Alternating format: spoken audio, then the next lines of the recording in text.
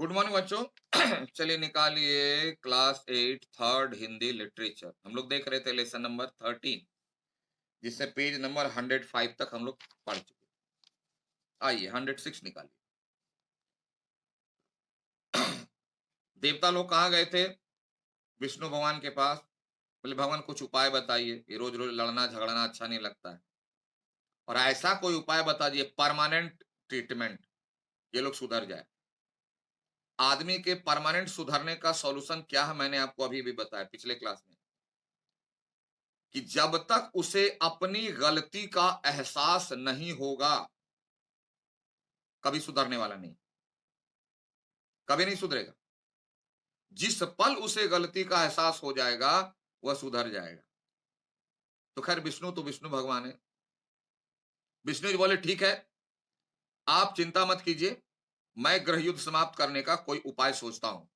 बोला अपने दिमाग को एक्टिव कर दिया मैंने, आप चिंता मत कीजिए, कोई ना कोई मेथड तो निकल ही आएगा। अगले दिन विष्णु जी ने दानवों को बुलाया और पूछा, आप लोग देवताओं के ऊपर आक्रमण क्यों करते हो? उपाय आ गया।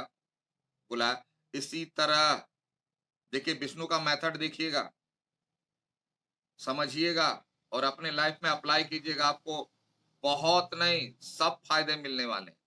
देखिए जिन जिनके प्रति कंप्लेन है उनको पहले बुला के साफ साफ पूछना चाहिए। पूछे। दाना बोले भगवान स्वर्ग पर हमारा अधिकार है।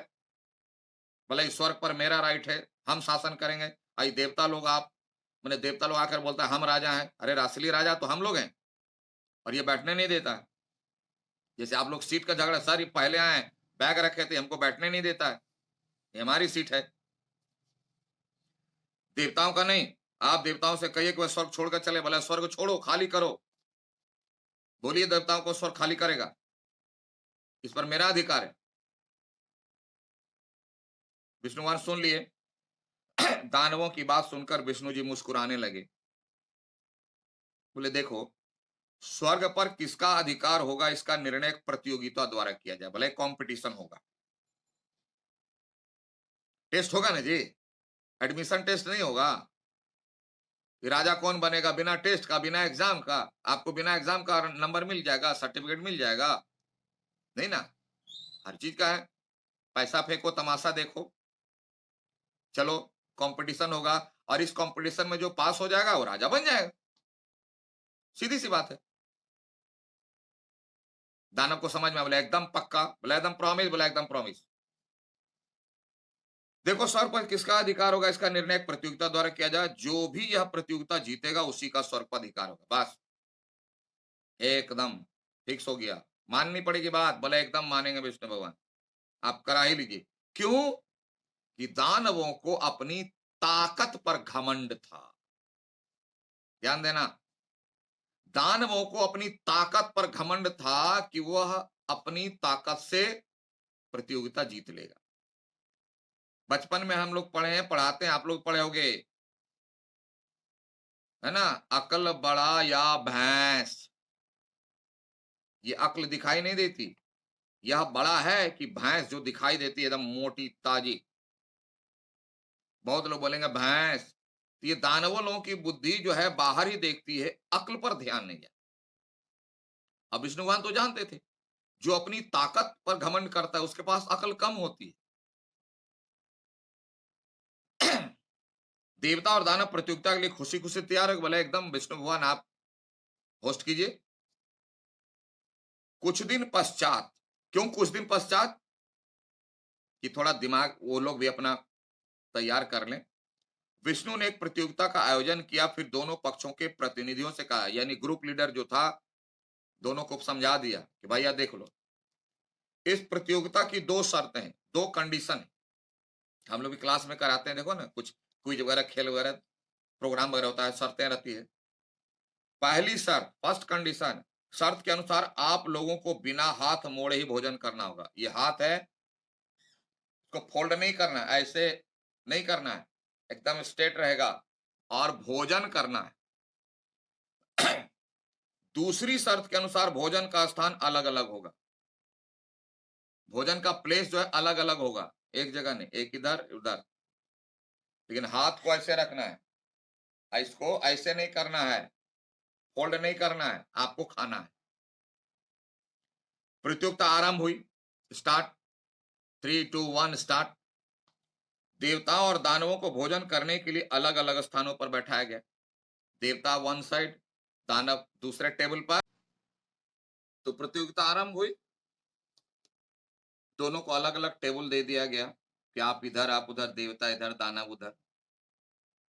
देवताओं और दानवों को भोजन कराने के लिए अलग अलग स्थानों पर बैठाया गया। देवता तुरंत समझ गए कि उन्हें क्या करना है।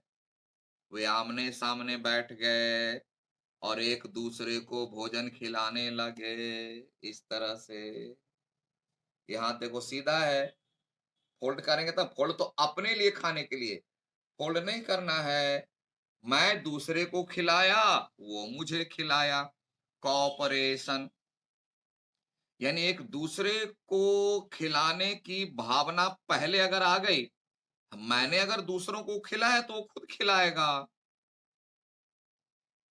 ये इसमें आती है बातें। दानवों को ये समझ में नहीं आई। वह खुद खाने के, क्योंकि वह सेल्फिश है, उसके दिमाग में पहले आता है वह खुद। और जो देवता होते हैं उनके दिमाग में आता है पहले सामने वाला, पहले दूसरा, पहले पहले मेरा बाद में। उन्हें हाथ मोड़ने की आवश्यकता ही नहीं हुई देवताओं को, और उन्होंने आनंद पूर्वक भोजन किया, एक दूसरे को खिला रहे हैं। मैं आपको खिला रहा हूं, आप मुझे खिला रहे हो मस्ती में। और एक दूसरे को खिलाने का आनंद भी अलग होता है। दूसरी ओर दानवों को कुछ समझ में नहीं आया। वो लोग दिमाग तो लगाते नहीं, वो तो अपनी ताकत लगाते। वो इधर उधर देखते रहे। अरे देवता लोग खाना शुरू कर दिया। ये लोग क्या किए, फिर थालियों में मुंह डालकर, थाली में मुंह डाल करके, यानी ये थाली है, जानवरों की तरह खाना शुरू किया। मुंह गंदा हो गया, भोजन गिरने लगा, जिसके परिणाम स्वरूप उनके वस्त्र और मुंह गंदे हो गए। भोजन भी इधर उधर फैल गया।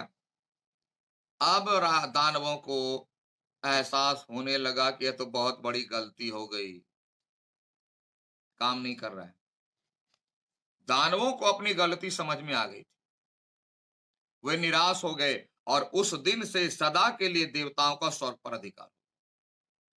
जब तक, हम लोगों ने पहले चल, जब तक व्यक्ति को अपने अंदर की गलती का एहसास नहीं होता है, तब तक वह किसी भी कीमत पर सुधरने वाला नहीं। और अच्छे व्यक्ति की यह पहचान है ही नहीं। आप कल्पना करो ना कि कमरे में बंद कर दो दरवाजा, खिड़की, जो रोशनदान है, वेंटिलेटर सब बंद कर दो, स्वच्छ हवा कहां से आएगी। उसी तरह जो दानव प्रवृत्ति के लोग होते हैं, उनका दिमाग का सारा दरवाजा, खिड़की, वेंटिलेशन बंद है। क्यों? वह समझते हैं कि वह जो बोल रहा है वही सही है। वह किसी भी कीमत पर अपनी गलती का एहसास नहीं करेगा, और जिसका परिणाम उसे भोगने को मिलता है। उसके बाद वो बावजूद वह अपने को सेव करेगा, मैं जानता था क्या। अरे लोग आपको कह रहे थे, फिर भी तो आप सुन नहीं रहे थे। यानी अपने अंदर हमेशा कमी महसूस करनी चाहिए कि हमारे में कुछ कमी है। कोई बता दे तो मैं उसे दूर कर लूंगा, और वह एक अच्छा चीज। वह इस ताक में रहता, कोई बता दे। जैसे आप अपने ताक में रहते हो, कोई टीचर हमें बता दे कि इसका सॉल्यूशन कैसे होगा। मम्मी बताओ ना, पापा बताओ ना, देखो ना ये नहीं हो रहा है। उसी तरह हर मामले में ऐसा करो, और विश्वास रखो कि आपके बड़े बड़े, मतलब सब नहीं मैं कह रहा हूं, आपके पेरेंट्स, आपके पेरेंट्स वो कहें तो बुरा नहीं करते। मानिए आपके टीचर, वो भी सब टीचर मैं नहीं कह रहा हूं, जो आपको लगे प्रैक्टिकली कि हाँ ये आपके फायदे की बात कर रहे हैं, आपके अच्छे के लिए, आपके भले के लिए कर रहे हैं, उन पर विश्वास कीजिए। तो इसमें हमने देखा इस पाठ में कि पहले दूसरों के प्रति कर्तव्य जहां करते हैं, हमें अधिकार खुद ब खुद मिल जाता है। और कर्तव्य करने के लिए अपनी कमी को ध्यान में रखकर अपनी गलतियों को सुधारना होता है। क्या पहले दूसरों के बारे में ध्यान दीजिए, पहले दूसरों का ख्याल रखिए, जैसे देवताओं ने किया। पहले ये सोचे कि मैं कैसे खाऊंगा, उन्होंने सोचा मैं अगर सामने वाले को खिलाता हूं तो हाथ सीधा रहता है, सामने वाला खिला दिया, अब बोले भाई आप मुझे खिला दे। कॉपरेशन, सपोर्ट की भावना। आप किसी की सहायता करोगे, आपकी सहायता निश्चित कोई करेगा। एक दूसरे का सहयोग लीजिए, आराम से होगा। यही नहीं करोगे, नहीं होगा। तो इतनी सारी बातों को हम लोगों ने इस पाठ में सीखा और इम्प्लीमेंट करना अब हमारी बारी है, करें। ठीक है? तो आइए अब जरा क्वेश्चन आंसर पर ध्यान आप लिख लीजिए, कंप्लीटेड डेट मार दीजिए और आइए क्वेश्चन पर। देखो, मौखिक का नंबर क और नंबर ख ज्वाइंट लिखना, क ख। फिर ग में करना क्या? देखो ग में कुछ सुधार है, ऐड करना है, पढ़ देते हैं। विष्णु जी प्रतियोगिता की कितनी कितनी और कौन सी शर्तें रखी? जैसे पढ़ रहे हो वैसे बीच में ऐड कर लो। विष्णु जी ने प्रतियोगिता की कितनी, और उसमें एरो मार करके लिख लो, और कौन कौन सी शर्तें रखी। घ छोड़ दो,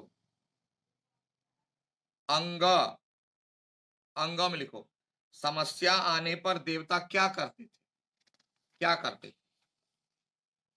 ठीक है? आइए नेक्स्ट पे लिखित में। इसमें तीनों जोड़ दो, क ख ग, तीन छोटा छोटा है, दो दो लाइन से ज्यादा नहीं लिखना आपको। दानव देवताओं से युद्ध क्यों करते थे? युद्ध में हारने पर दानव क्या करते थे? और विष्णु जी ने दानवों को क्यों बुलाया? दो दो लाइन, ज्यादा नहीं।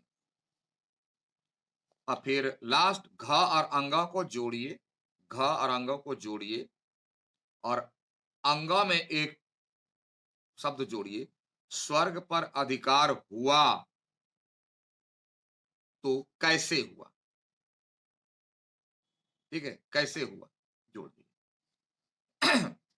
अब आ जाइए पेज नंबर 110 पर, 110 में आइए। सोच समझ की बात, उसमें 2 नंबर को आप टिक लगाइए, ये भी लिखना है। 2 नंबर में आज के समय में पौराणिक कहानियां कितनी सार्थक हैं, यानी बहुत पुरानी कहानियां जो भी हम लोग पढ़े हैं, जहां भी पढ़े हैं, वो कितना यूजफुल है। सार्थक मतलब यूजफुल है हमारे लाइफ में, पर्सनल लाइफ में, इन दिस पीरियड, है ना। How much is useful that story. हजारों वर्ष पहले लिखी गई, आज वो यूजफुल है हमारे लाइफ में, कैसे? तो किसी एक स्टोरी को उठा लेना है, किसी एक, अब उसके बारे में विथ एन एग्जाम्पल लिख देना है, मैक्सिमम 10 लाइन्स। ठीक है? Okay, thank you, have a nice day.